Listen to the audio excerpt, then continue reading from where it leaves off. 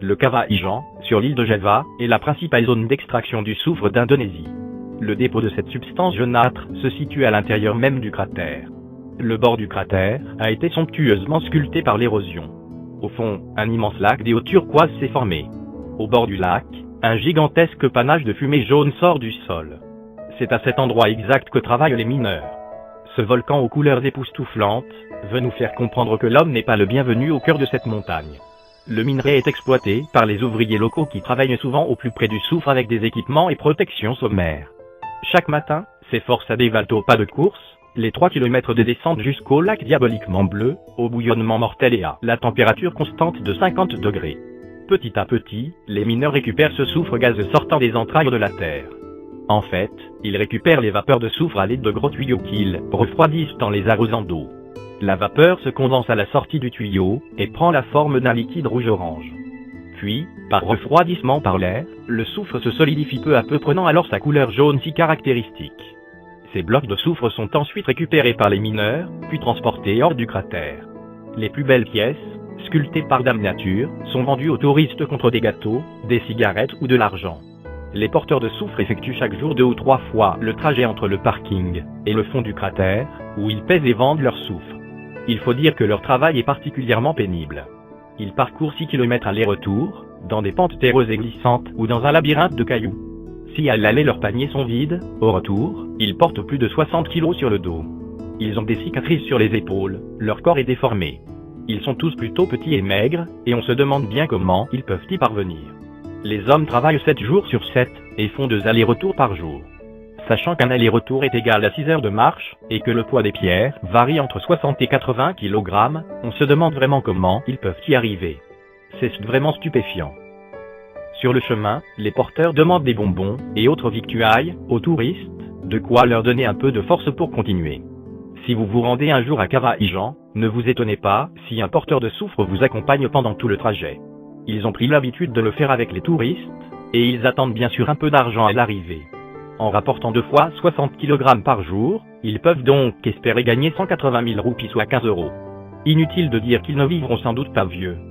Ce travail représente un salaire considérable pour leur famille, même s'il signifie pour eux de finir les poumons brûlés à 40 ans. C'est impressionnant de se dire qu'ils doivent rester sous cette fumée pendant plusieurs minutes, de devoir tout remonter et de redescendre sans jamais tomber.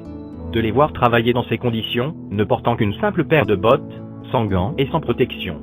L'intérieur du volcan, un cratère gris, avec au milieu un lac géant et des fumées jaunes. Selon l'orientation du vent, on sent une odeur de huffe pourrie.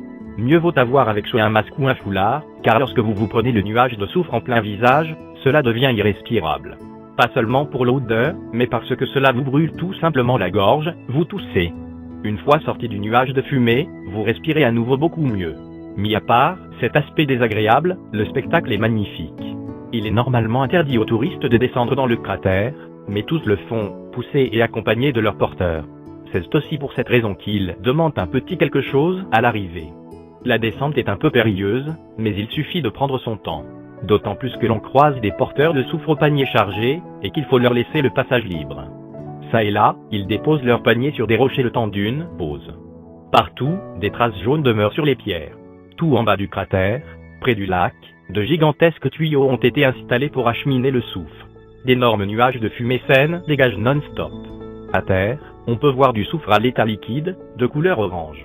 Lorsqu'il refroidit et durcit, le soufre devient jaune pâle. Si l'eau est d'un beau bleu, vous ne vous y baignerez pas. L'eau se mélange au soufre et la température y est très élevée, il s'agit de l'un des lacs les plus acides du monde. Les touristes ont déjà toutes les peines du monde à monter, puis à descendre le cratère Cavahijan, mais quand on observe tous ces hommes qui le font chaque jour, c'est là que l'on s'aperçoit qu'il faut beaucoup de courage. D'ailleurs, quand on regarde, estomaqué, les porteurs de soufre, réaliser ce trajet chargé comme des mules et ce bien plus vite que vous, on se dit, c'est vraiment fou. Si le spectacle du cratère est hallucinant, le travail de ces hommes l'est tout autant. Pour se rendre à Cavahijan, il faut d'abord rendre en jeep, car la route dans un état désastreux est impraticable à tout autre véhicule. Ensuite, il faut payer l'entrée, le droit de prendre des photos, les porteurs etc. Mais le voyage en vaut vraiment la peine, croyez-moi. Point d'exclamation. Ces mineurs sont à mes yeux de véritables héros. Et chaque fois que je mangerai du sucre en poudre, je penserai à ces visages souriants que la vie n'a pas gâtés, car parmi ces utilisations, le soufre sert à raffiner le sucre. Voici l'usine de traitement de soufre, qui est récoltée dans le cratère de Cava-Ijan. Les ouvriers le font liquéfier à 240 degrés pour le filtrer, puis le font solidifier à nouveau pour le casser en petits morceaux, et le conditionner dans des sacs.